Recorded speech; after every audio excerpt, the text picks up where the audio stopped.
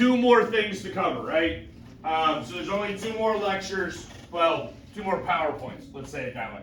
There are two more PowerPoints to the course, right? So the first one here will be what I'm essentially titling The Close of the 20th Century. So we're going to look basically at the last quarter of the 20th century, and we're going to speed through this relatively quickly. Today, Monday, Quiz Monday, right? Then we're going to go, I think I laid this out for you yesterday, studio, reading, and then we're going to talk about the 21st century over 2 days. You'll have a quiz next Friday. The following Monday, you'll have your test, and then we'll take the final, and we're done, right? So there's really like 8 actual days of class left. You can be happy about that. I know some of y'all don't love me enough that you're gonna miss me. It's okay. We're still gonna be in. We're just not gonna be. Bro, come here, We'll see you next year, Mr. Bailey. Are we? if he's still Okay, hold on. Once we're done with the. I can't pause. Okay, I can't pause that. Just did it. Right Why on. would you show up?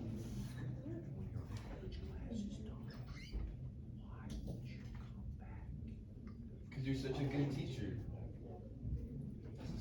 Well, we really don't have to do it now. So, Well, because didn't you say we're gonna be like watching movies and talking well, about yeah. conspiracy? And here's the thing is, understand. This is the good thing about LCISD sort of messing with the calendar in the manner in which they did, because it used to be we had like I used to have like 3 weeks to kill with students after the college course ended. We really only have 1 week to kill now. So what I will probably do over that 1 week is I might show you, I'll let you pick. There's 2 mini-series. You can either see something about like the Alaskan Gold Rush, or you can watch a little like 3-episode mini-series about the Hatfields and the McCoys who just tried to murder each other in the late 19th century. Fun fact, because that's on like the border of West Virginia and Kentucky. It's like the Romeo and Juliet of American history. It was a family feud, right? I come from West Virginia. When I was like a child, my babysitter was a Hatfield. Like her name was Liz Hatfield, of that family. So, right. Okay. So I will let you choose which you would prefer to do between those two. I thought you were talking about like Finding Nemo or something. No. Okay. So here's the thing. I have to be able to like academically justify it for the high school class at least a little bit. So what about the conspiracy theories? You want to just talk conspiracy theories? We can absolutely do that. Would be really fun. Right? Let me see if I can get if I can find a copy of the movie JFK. We can just watch the movie of JFK and then we can talk about conspiracy theories. Why not? Okay. I would also have to see if that's rated R though. I did the JFK What? stuff, forensic science, and then You like the Hatfields and McCoys? Okay. I mean, the Hatfields and McCoys has like actual actors in it. It's a real thing. I have no idea what it is, so I'm not gonna. Okay. Why did the clicker not work? Huh? They got 16. Hey, there we go. All right, so we're gonna back up, right? We're gonna recover a couple of things that we already talked about. I never get to talk about things in as much depth as I would like. All right, there's way too much that I want to teach you, and I just don't ever have time to teach you. So we had a dude named Jimmy.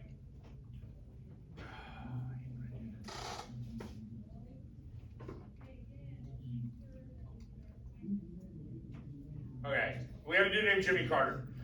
Jimmy Carter was president of the United States. He was elected in 1976. He took over really at one of like the arguably worst points in American history. I mean, it's pretty bad, right? We had the Watergate scandal, we had Vietnam, we had the leaking of the Pentagon Papers, and the fact that the U.S. government was lying to us about all sorts of things.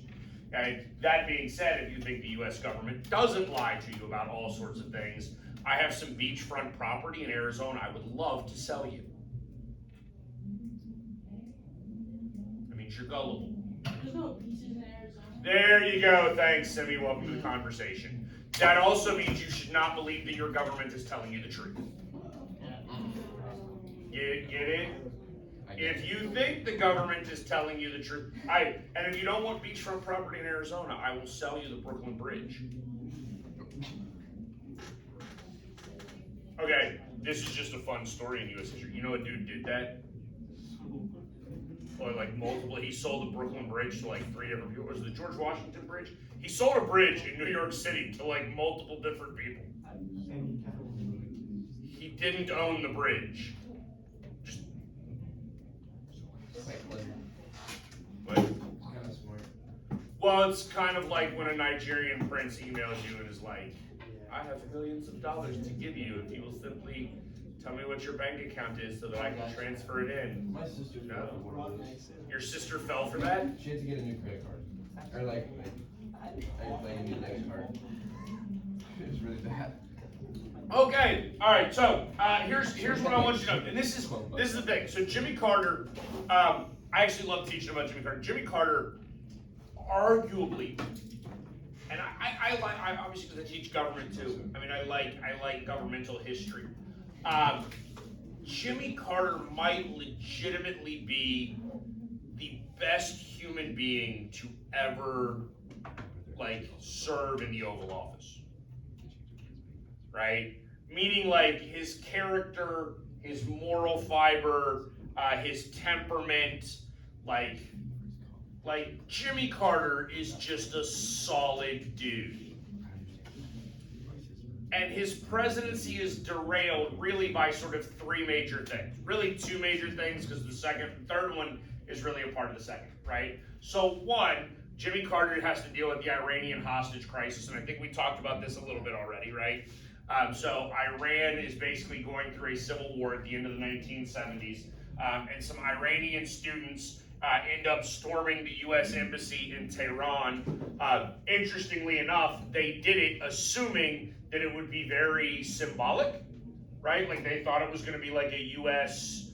Student sit-in sort of protest, like we had in the 1960s. We remember the like Columbia University and the sit-ins, right? The teach-ins where they would just sort of sit down and be like, this is how we want the world to work and how the future should be so that the younger generation can get what they want, right? The Iranian students thought they were going to do something similar. And then after they took over the embassy, right, some other revolutionaries that actually had like a little bit of political authority were like, good job. And then they kind of didn't know what to do. Like, they didn't know what to do, right? And so eventually, a large number of people are hostages as a result of all of this. And Carter ultimately ends up looking really weak because they're taken hostage in 1979. They don't get released until January 20th of 1981. What? 79 to 81? No, it's like a year and a half. No, it's like a year and a half. Okay? But here's the thing. You should understand that American foreign policy, there's a handful of things that we deal with in American foreign policy throughout the course of history, right? Number 1, we do not negotiate with terrorists. Period, hard stop, right? Number 2, right, we do not leave Americans to like the whims of some sort of foreign power, okay? Carter actually tries to go in and rescue these hostages. And that turns out to be just a colossal, like, blunder. Is that the event where the helicopter goes back down? Yes, so literally it's like, so there's like 6 helicopters that they need, right, in order to do this, okay? Because they're gonna go like secure an airfield, and they're gonna land a full-on plane, because there's that many hostages. You can't take them out in helicopters. You need like a full-on, like, commercial airplane to put all these people on, right? So 6 helicopters, right? Like a couple of them are going to go get the hostages, right? And a couple of them are going to secure the airfield, okay? Well, 2 of them break before anything even starts, right? They get to the staging location, another one breaks, right? Now they're down to 3, They're like, we gotta scrub the mission. One of the helicopters collides with like it looked cartoonishly bad. Okay? Like, horrible. There's some theories as to why all of that happened, right? The Secretary of State actually hated the policy. He resigned afterwards. He was so unhappy with what happened. He quit his job, right? He was basically like, I told you all gonna be stupid, y'all being stupid, I'm out. I'll leave, quit. Okay? Eventually, and we'll get to this later on in the PowerPoint, Saddam Hussein, our good old buddy Saddam, is going to invade Iran, right? And Saddam's invasion of Iran in 1980 is going to begin to force Iranian forces to like shift their focus.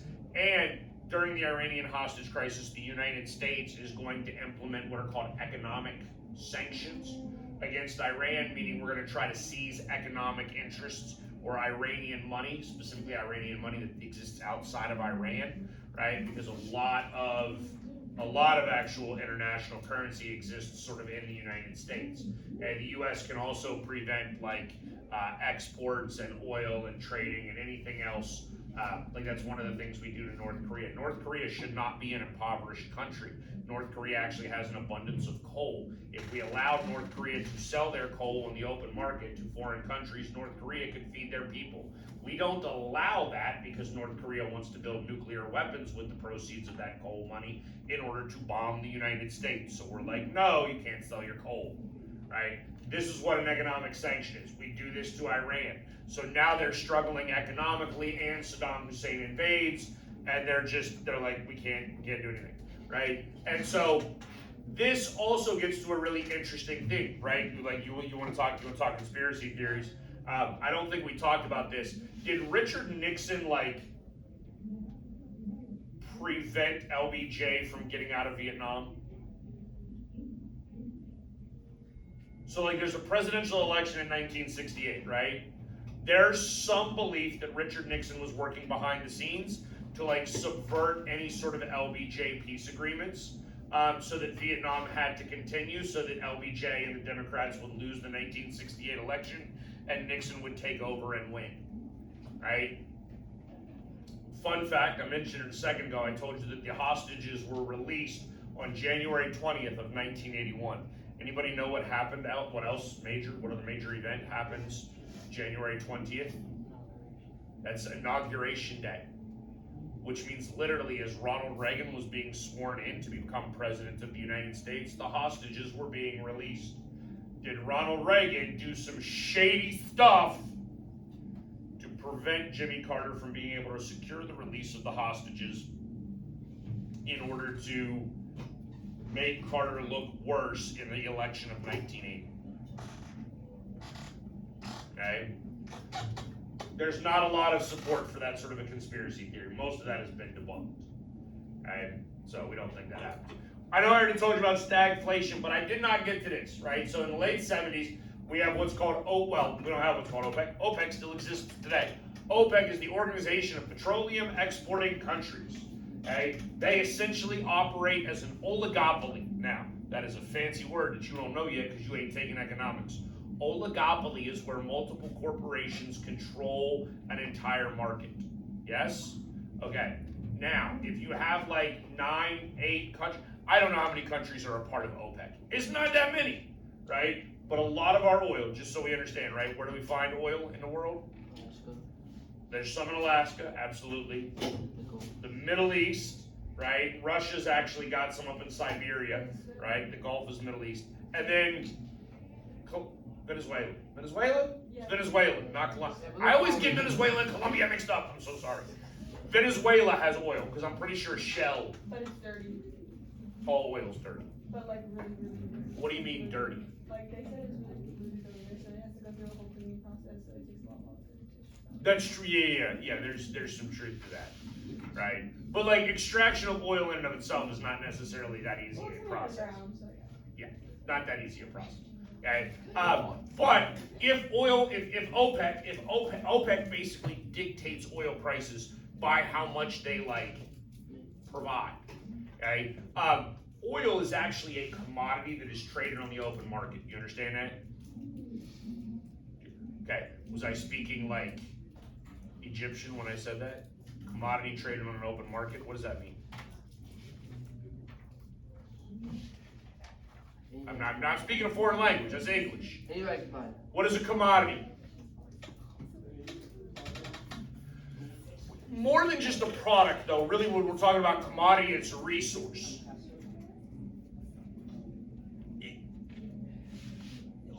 I like the word resource. Maybe asset is a decent word. So here's the thing: like an iPhone is not a commodity. It's not traded on the commodities market. It's a product, right? Commodities markets would be like oil, crops, gold, right? Resources. Okay. Now some of those obviously have to be produced. Like crops have to be produced. Oil has to be extracted from the ground. But it's traded on an open market. That means like with the New York Stock Exchange, you can buy and sell barrels of oil. The higher the cost of barrel of oil, the higher the cost of gasoline in the United States, right? Vice versa. And what OPEC can do then, right, is if OPEC is unhappy, right, they can decrease the amount that they're exporting to other countries, i.e. the United States, because we import oil, right? Which is a little ironic or foolish because we don't actually need to import oil if we would simply, like, drill and produce all of the oil we would be capable of producing in the United States. Okay? Didn't Joe Biden stop the pipeline? Well, yes, there was what's called the Keystone Pipeline that was stopped during the Biden administration. We won't ever get to that. We just won't have time. Okay? But what happens during the late 70s, right? OPEC stops exporting oil. We actually get to a point where, like, if you have an automobile, right? If the automobile ends, like, if your license plate, anybody know their license plate number? No. Right? So, honestly, that's something that you ought to know, right? There's a handful of things that you should memorize, okay? You should memorize your social security number, you should memorize your driver's license number, you should probably memorize your license plate, That's a lot of. okay? If your license plate ended in an even number, you could buy gasoline on Monday, Wednesday, and Friday. If it ended in an odd number, you could buy gasoline on Tuesday, Thursday, and Saturday. That's it. Okay? And during this in the 1970s, you would have people lined up waiting to buy gasoline for over an hour. Okay? Way worse than Costco nowadays. Way worse. Worse. Dude, I need you to imagine for me, like, the lines at Costco, except like 7 times as long. No, I mean, like, you had lines at gas stations that went blocks. Now, mind you, you're talking about lines of cars, not lines of people, but blocks. Blocks. Okay? So, 1980, we see the election of Ronald Reagan, right? And Ronald Reagan is going to win the election in 1980 relatively easily because, well, things suck. Here's the fun fact, right? Like, you'll learn this more next year in government when we get into presidential elections, but there are all sorts of indicators as to who is going to win the next presidential election, right? In fact, many of our indicators right now would tell you that Donald Trump will be elected the next president of the United States because the economy is crap, right? Okay, because there are a number of factors in place that are terrible right now, and that would make us or generally result in us voting for the opposition party. Now, I will tell you, 2024 is probably maybe an abnormality in all of this, right? Simply because 2020, Donald Trump should have lost because things were not good. Therefore, I don't know that people would really want to go back and vote for the guy that they didn't want to vote for last time because he screwed things up last time, and last time things went to crap. Right? So I make no predictions. Actually, I did make a prediction in my full government class. I made my like sports talk radio bold prediction. Anybody want to know? Gavin Newsom wins the presidential election in November. I don't really think that'll happen. Some of you are like, who the hell is Gavin Newsom? He's the governor of California. He's not even running for president of the United States officially, right?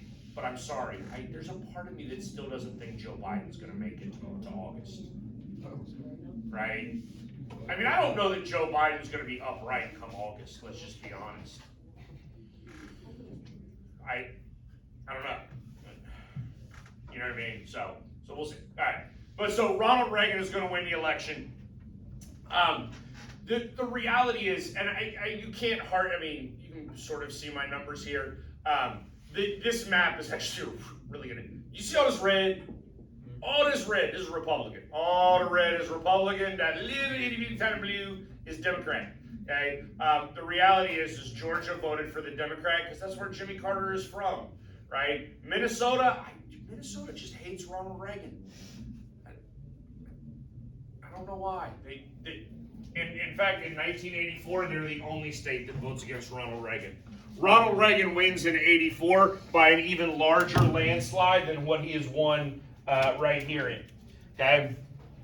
So, I do want you to understand that on some level, this is probably more a vote against Jimmy Carter than it is a vote for Ronald Reagan. Okay? So, when you get into ideologies behind voting in the United States, sometimes we vote for a candidate that we like. More frequently, unfortunately, we vote against a candidate we hate. Okay? And again, when you sit with me in government next year, you'll learn all about that in way more detail. Right? So a little bit about Ronald Reagan, right? Some background. Reagan is born in 1911. Okay? Like, I need you to understand that. 1911. So first of all, he becomes president of the United States. He was born in February of 1911. I think his birthday is February 6th, if I remember correctly. I could be wrong, but I'm pretty sure it's in February. He becomes president January 20th, 1981. So he is basically how old? Georgie? 81 minus 11 is 70. The dude is 70 years old. Okay? Just to help put this into perspective, because sometimes I think we sort of like struggle a little bit with numbers and like some of that stuff is abstract, yes? And so we remember JFK? JFK is elected 20 years earlier. Right? He's elected in 1960. Right? Anybody want to venture a guess as to what year JFK was born in? What? Oh, I thought you said 18. 1918. 1918. He is born in 1918. Kennedy is elected 20 years earlier than Reagan, and he is 7 years younger than Reagan. Okay? Reagan is old. In fact, it's actually kind of common. And this is one of the things that like a lot of people liked about Reagan. Reagan was a really good communicator. In fact, one of his nicknames was the Great Communicator in the election in 1984, right? Because at that point, and this is comical to me, right? Because in 1984, people were like, "Oh my God, Ronald Reagan, you're like 74 years old. Like that's too old. Like you can't be president. You are 74. We have an 81-year-old in the White House right now." Okay, but 74 was too old way back when. Right? And literally in a debate, Ronald Reagan cracked a joke when asked about like experience, because they ask it in like a very like politically correct way, and they're like, you know, basically like, you are very seasoned, right? Rather than being like, bro, you're old, right? And Reagan's response was, I will not use my opponent's like youth against him in a debate. And his opponent was not young. He just was younger than Reagan. All right. So Reagan is actually from the Midwest. I think he was from Illinois. I think he's originally from Illinois. He goes to college. He actually becomes a broadcaster for like the Cubs, right? So he does like play-by-play for baseball. Eventually moves out to California, becomes an actor, gets involved in some politics in California. Ends up becoming, I believe he was the president of SAG, right, which is the Screen Actors Guild. But he basically gets involved in like the Hollywood union politics stuff. He was beginning to actually become like a decent movie star, right? And unfortunately for him, World War II like interrupts. Like he basically gets his big break right before World War II. Like he's making an actual like A-list blockbuster movie in 1942, and then he gets drafted, and so they get a little deferment for him to be able to like, what's the word I'm looking for? Delay his service, right? So that they can finish the movie. But then the studio is like, hey, you gotta go, right? And so he goes, and they make him a private in the Army, and then they realize he has a college degree, and then they make him a second lieutenant in the Army, and then he actually ends up serving in the Army Air Forces because there is no Air Force at this time. The Air Force doesn't exist until like the 1950s, right? Initially, the Air Force is just a part of the Army, okay? Fun fact, it's really probably his military service that changes Reagan politically more than anything else, right? So Reagan, again, born in 1911, he is coming of age during the Great Depression. You understand that? Like if you were born in 1911, you become an adult in what year? 1929, right? At 18 to 11, that's 29. Again, go back and what we learned in U.S. history. Send me what happened in 1929.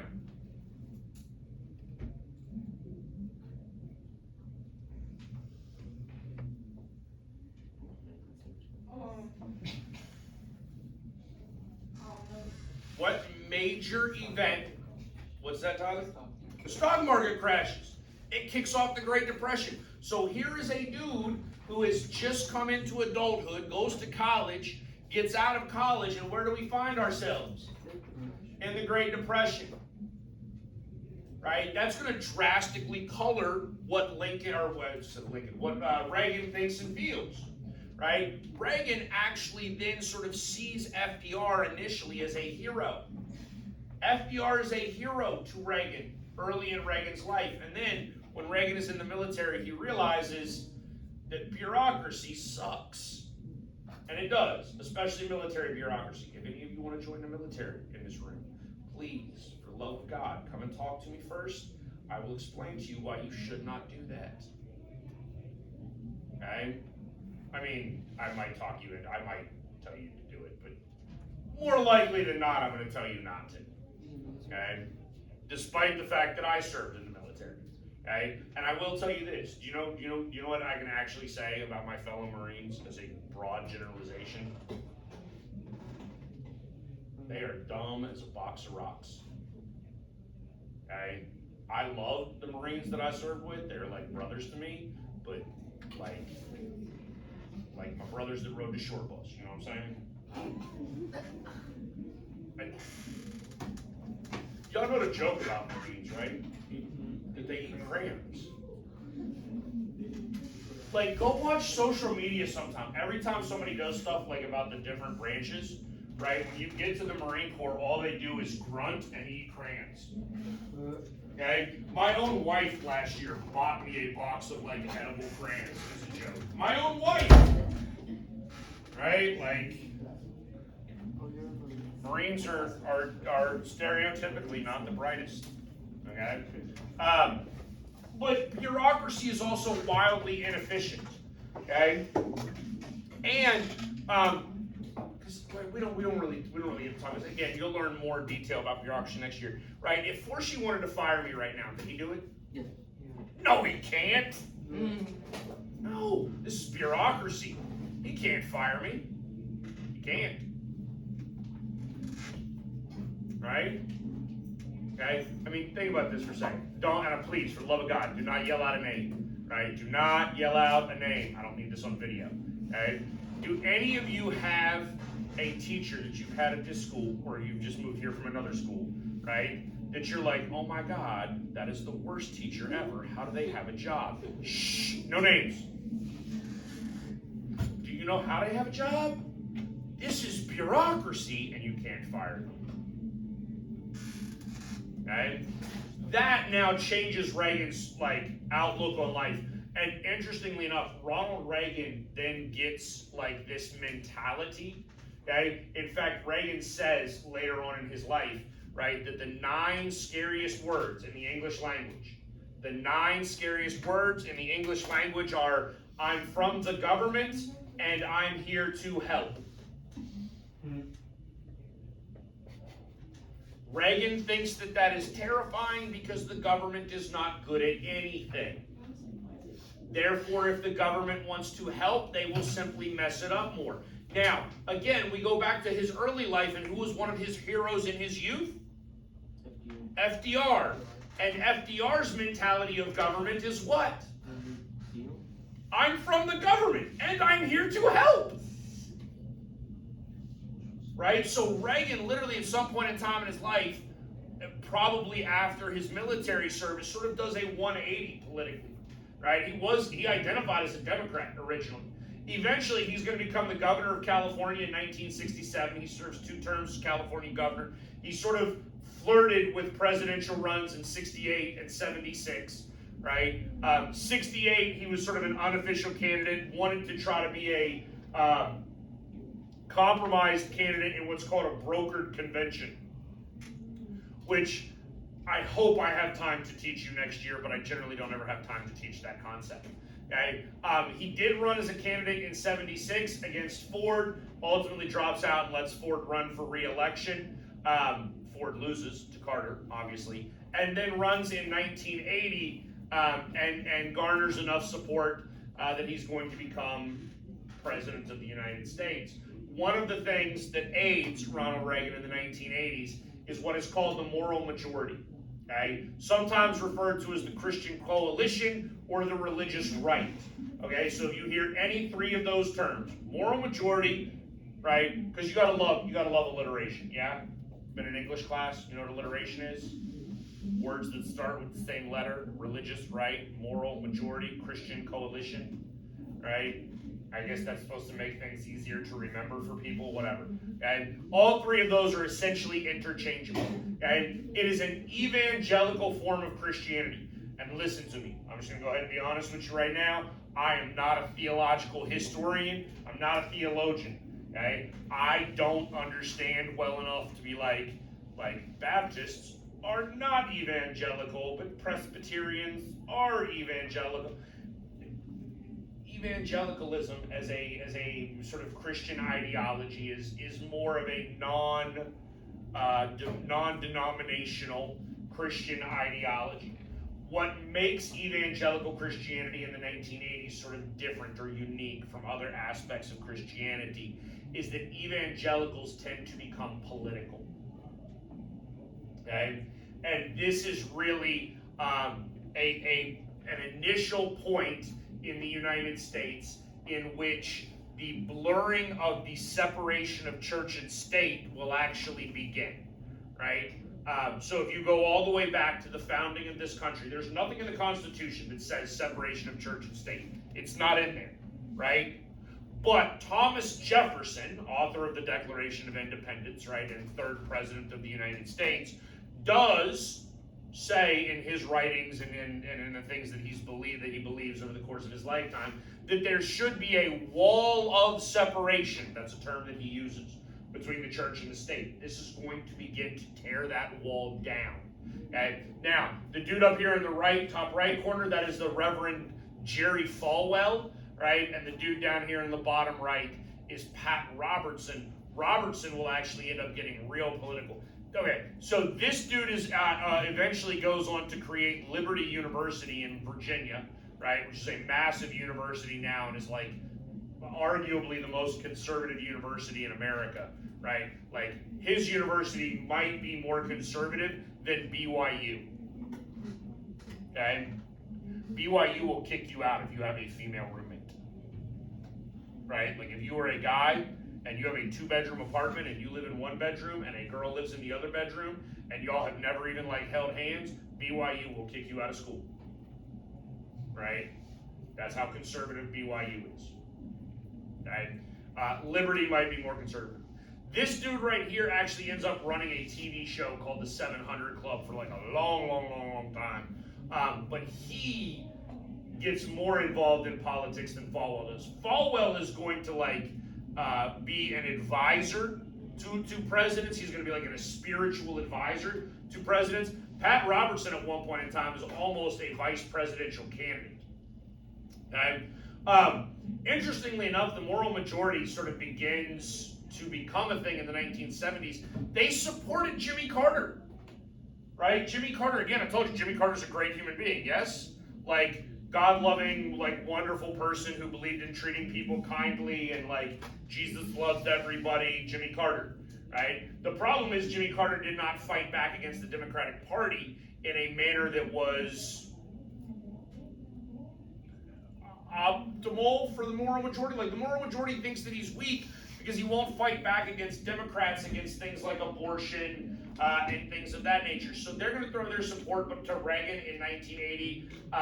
They are anti-abortion, right? We're going to begin the process of trying to overturn Roe versus Wade. So you understand, Roe versus Wade was decided in 1973. We are already trying to overturn Roe versus Wade by the late 70s. That case, the ink is not even dry on the paper when religious people in the United States begin to try to overthrow that for what they believe to be a religious sort of moral right. I mean, they believe that they're morally correct.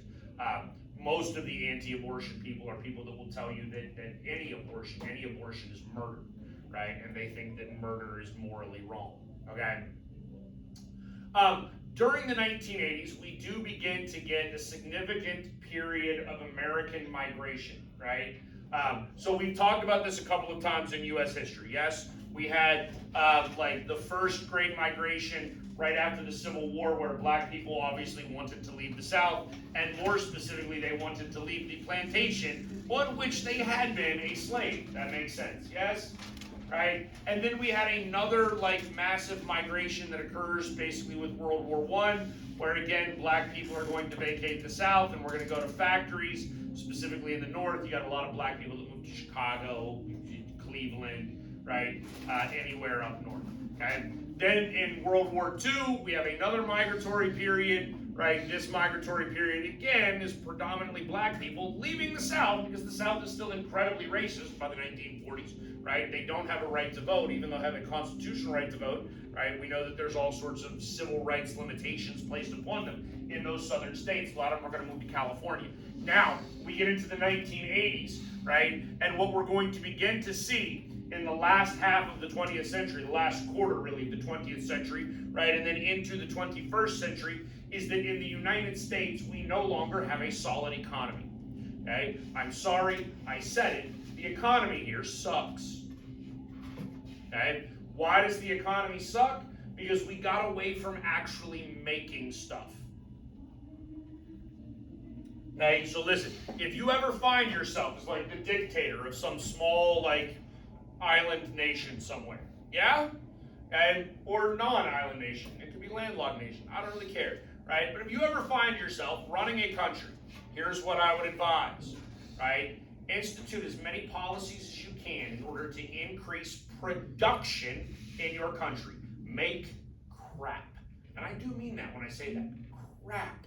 It doesn't need to be good. It just needs to be good enough.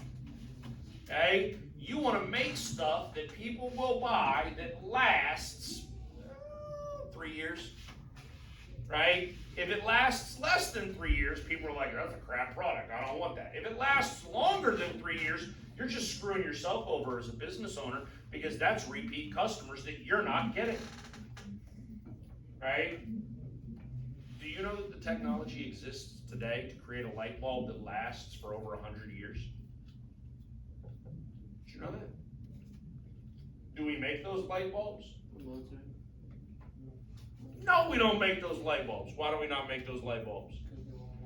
Because GE doesn't want to make those light bulbs. Philips doesn't want to make those light bulbs. Why? Because they need your light bulbs to burn out. So guess what? you buy more light bulbs. Okay? But that's making a product that people have to replace. Okay? So look, for the first half plus, right? Really the first 3/4 of the 20th century, the United States is one of the greatest producers in the world. We make all kinds of crap. Right? We make all manner of products. And guess where they're made? Right up here. Basically in these green states right here. This is called the Rust Belt of America. Rust Belt. Right? Anybody lived up there? You know why they call it the Rust Belt? Because if you own a car up there, seems like in Tennessee, not quite far enough north. Right? Where'd you live in Tennessee? Memphis. Oh, so you're not even in the mountains in Tennessee. Right? Like, if you live somewhere where it snows all the time, they have to like salt the roads, right? They put like rock salt out on the roads, and then you're driving and the rock salt kicks up onto the bottom of your car, right? And then it's also wet, and you know what salt and wet do? Rust, right? Like, literally, listen, if you ever, just this is like practical knowledge now, right? If you ever find yourself living in Chicago, for the love of God, you better wash the undercarriage of your car with some regularity, right? Meaning you need to actually lay down on the ground and get a hose and spray up underneath your car to get all the salt off of it so that it won't rust. Because it's not like you can flip the car over and let it dry in the sun. That's not gonna happen. Okay? Alright? That's part of the reason why we call it the Rust Belt. Also, basically in Ohio, Pennsylvania, Western New York, this is actually where we make metal. Right? Pittsburgh, you know the Pittsburgh Steelers? Right, the football team? Steelers, because they made steel there. Right? That's where they made steel. Okay? In fact, you remember the conversation about like the EPA, and I showed you the difference in the pictures in New York City? Hey, dude, listen to me for a minute. Pittsburgh was so bad, they kept their street lamps on 24 hours a day. Right? At 1:30 in the afternoon on a sunny day, you had to have the street lamps on in Pittsburgh because there was so much pollution. Because of the amount of steel that was being produced there. Right? And then in like Michigan and over here, we're making cars. Right? We're making automobiles, we're making stuff like that. But we made stuff. We actually made stuff. Right? And then in the last little bit of the 20th century, we're going to enter into a period of economics in which we're going to begin to globalize. Right? And so what happens? We begin to outsource jobs. Jobs leave that region, right? And so people no longer have jobs up there. And then what do they need to do? They got to go move to where there are jobs, right? And we also have another thing that's created in the 20th century that makes it like wildly better to so listen, I love it here. I'm gonna tell you right now, right? If Joe Biden was like air conditioners are now illegal and you can't have one, right? First, I'm now a criminal. I ain't giving up my air conditioner, right? But two, if they came and actually seized it, I'm not staying in Texas, right? Like it's too hot here, okay? But in the 20th century, we create air conditioners, right? I mean, we actually recreated like refrigeration before then, right? But now we have like commercial air conditioners and like home air conditioners, and air conditioning technology has progressed to the point that you can cool homes, right? And so now if you was living up here, yeah, all this down here where it gets 105 degrees with 106% humidity, right? You know, I'm joking, you can't have 106% humidity, right? Okay, just in case you didn't know that, you can't, right? But no, nobody's living here without air conditioning, right? Not happening. You certainly not living in Arizona without air conditioning. Good Lord, it's 125 degrees there in the summertime. I'm not joking, my little sisters keep oven mitts in their cars because it gets so hot in their car when they get back in their car, you can't touch the steering wheel, right? Like you gotta drive wearing an oven mitt, you live in hell, all right? So in the 1980s, the economy in the 1980s, again, Reagan takes over what is a very stagnant economy, right? Now, Reagan does something in the 1980s that we really hadn't seen since the 1920s, right? Oh, just so you know too, Ronald Reagan, y'all probably don't know this, presidents of the United States get to decorate the White House, yeah? Did you know that? I watched it, so yeah. You You are, okay, I didn't even know you were paying attention, excellent. Okay, they get to decorate the White House, right? They do a wide variety of things, right? You know, they get to pick their desk, right? Like there's all kinds of desks that are in storage. Okay, so if you're the president of the United States, you're gonna decorate the Oval Office, right? Like if I was ever president of the United States, man, I would go and find like Jefferson's desk, right? One, because I like things simplistic. I don't need like a desk from the 70s that's got like 17,000 different drawers in it and buttons and I don't need all that. Okay? But Ronald Reagan actually puts the presidential portrait of Calvin Coolidge back up in the White House, right? And what do we know about Silent Cal? He was all about business, yes? Right? He ties business to the government, right? He lets business do its thing in order to try to grow the economy. Reagan, interestingly enough, having like been a teenager when Coolidge was president, thinks that this is the way to go, right? Reagan's going to actually create something called trickle-down, well, he didn't create trickle-down economics, but this is what he calls it, right? He calls it trickle-down economics. Anybody know what that economic theory is? What Donald Trump tried to do, right? You cut taxes for the rich. What do the rich people then do? They spend more money or they invest more money, right? Like if you have a business, you invest more money into your business. That stimulates economic growth and it eventually trickles down to the lower classes. Is that an accurate statement? Does trickle-down economics work? I mean, listen, it's an accurate statement. It does trickle down, but trickle is the correct word, right? Rich people see their wealth grow at a faster rate than poor people do, okay? I'm assuming because y'all are packing up on me, I'm out of time, yeah? Yeah. All right, we got to deal with defense spending tomorrow, Monday then, all right? So we'll deal with defense spending on Monday, so we can talk